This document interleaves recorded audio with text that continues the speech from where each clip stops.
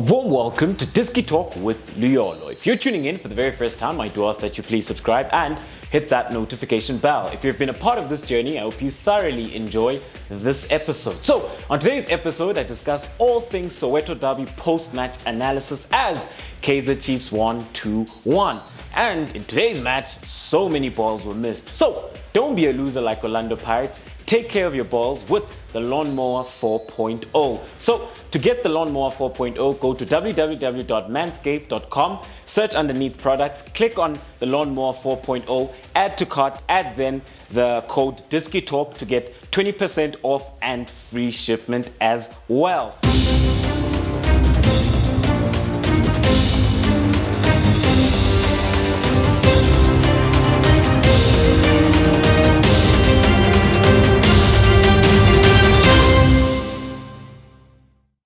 So let's head into today's post-match analysis. So when you have a look then at this encounter, the blue team will represent Orlando Pirates and then the red team will represent Kaizer Chiefs. So coming up into this encounter then, the last time out, Orlando Pirates did play then to a scoreless draw against Cape Town City. And then with Kaizer Chiefs, they did win 1-0 at the death against Baroka. So when you have a look then at the lineup, in goals then, they started with Mponchane, a back three then of Pasegamako as the left-sided centre-back. They started with Nyawuza, and then they started with Olisanda. So when you have a look at this back three then, I was very surprised that Jele was on the bench and that he didn't start, especially considering then how solid Marco Jele and Olisanda were becoming. And if you also look at then the goal that Matoho scored at the near post, one thinks then that if there was a Jele there as opposed to a Nyauza, maybe then he would have been able then to compete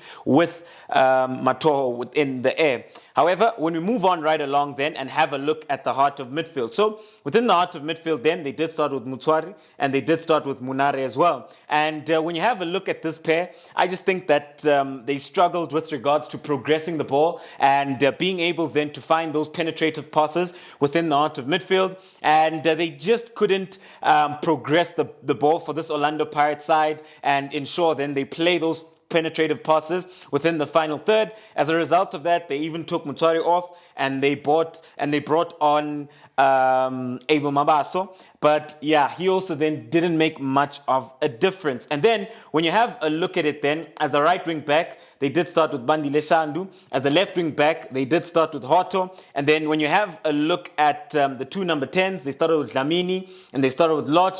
And then up front, they did start with PEPRAH. And PEPRAH then was the one then who got the goal for this Orlando Pirates side. It was a situation where Blom was on the ball. Blom advances with the ball and he tries to play a pass. He loses it. Orlando Pirates then look to hit this Kaizer Chiefs side on the counter with an offensive transition.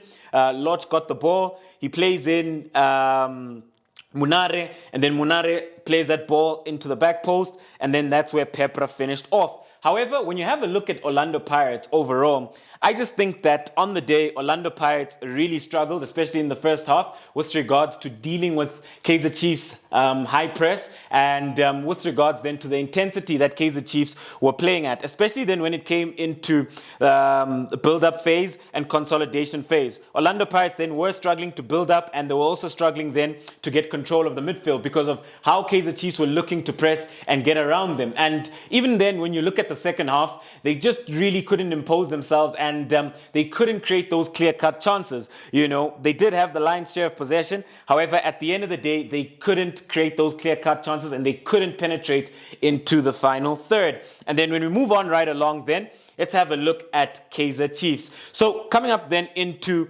this encounter, when you do have a look at Kaizer Chiefs, they did start with a 4-3-3. And in goals then, they did start with Brandon Peterson, who I must say had a very good game, especially then in the dying seconds of the game where he makes such a beautiful save to ensure that Kaizer Chiefs then keep the 3 points after Juka Manja came on and he had that shot at goal, and then Brandon Peterson made a beautiful save. And then when you have a look at the back four that they started with, they did then start with Jabulo Plom as the right back, two centre backs then. They did start with Matoho and Cardoso, and then at left back, they did start with Matoho Frosler. And then when you look at Jabulo Plom, I don't think that he had a good performance on the day. And I also then think that his decision making with regards to when he got into that pocket of space where he lost the ball. That was where he was not quite clear. Then he was caught in two minds as he was not sure with regards to who he was passing the ball to, and that's why then there was an interception. Even then, the quality and the weight of the pass wasn't good at all. And from that situation, then Kaizer Chiefs' rest defense wasn't organized as well, which then you look at and you think that from a qualitative perspective, within that phase of play, Kaizer Chiefs were poor all round. And then when you moved on right along then, and you have a look then at Matoho. This is a player then who ensured that he won the game for Kaizer Chiefs when he scored a beautiful header at the first post after a lovely delivery from Keegan Dolly. And then a player then who I would say stood out for me on the day has to be Frosler, especially then when you consider the type of goal that he scores for this Kaizer Chiefs side. So the ball is played in behind then for Kama Biliat. Kama Biliat gets the ball. He looks then to lay it off for Parker. When he plays it back to Parker, Frosler is then joining as he does play as an inverted fullback because he is right-footed, but he starts on the left.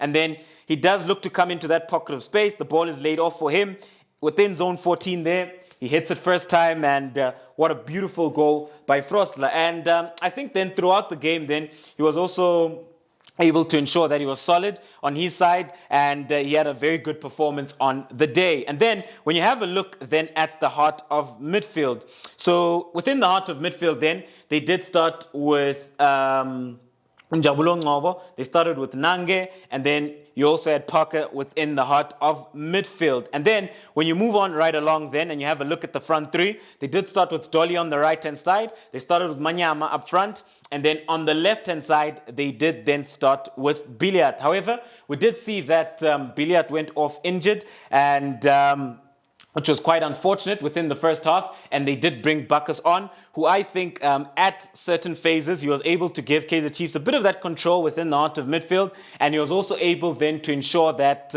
he rotates the ball whenever he needed to within the heart of midfield. And Castro also came on, but he also got injured, which is then worrying signs then for this Kaizer Chiefs side, considering then that two players got injured in such a short space of time. However, when you look at it then on the overall front with regards to Kaizer Chiefs and Orlando Pirates, I don't think that this was the best game of football from a qualitative perspective, as at times I just felt that the play was a bit sloppy, and when you look at both teams, there were periods where they really couldn't get into the game with regards then to combination passes, combination play, and finding that momentum. And when you have a look at Orlando Pirates, they had the lion's share of possession. However, on the day, they just couldn't make it count. They couldn't create sufficient chances. They didn't have that final third penetration then where they were able then to ensure that they create chances and then score those goals. With Kaizer Chiefs then, I just think that they did very well with regards to how they looked to press Orlando Pirates, the intensity and the approach on the day as well, because I think that surprised Orlando Pirates, and that's why then it took them a long time to adapt to that intensity and that high pressure that Kaizer Chiefs were instituting. And then when you have a look at then their moments, I think Kaizer Chiefs also had two very good moments with regards to the Frosler goal and then the corner from Keegan Dolly. And then what then was disappointing was the call then from the linesman, especially considering then that that Dolly goal, Dolly was onside, where Frosler played that beautiful ball for Dolly. Dolly was onside, and he goes past Mponcha and he finishes. And if then the officiating was adequate, then that would have seen another goal for Kaizer Chiefs. Nonetheless, though, it does then end 2-1 in favor of Kaizer Chiefs at the Orlando Stadium in the Soweto Derby. Thank you very much for tuning in to yet another special episode of Diski Talk with Luyolo. Signing out.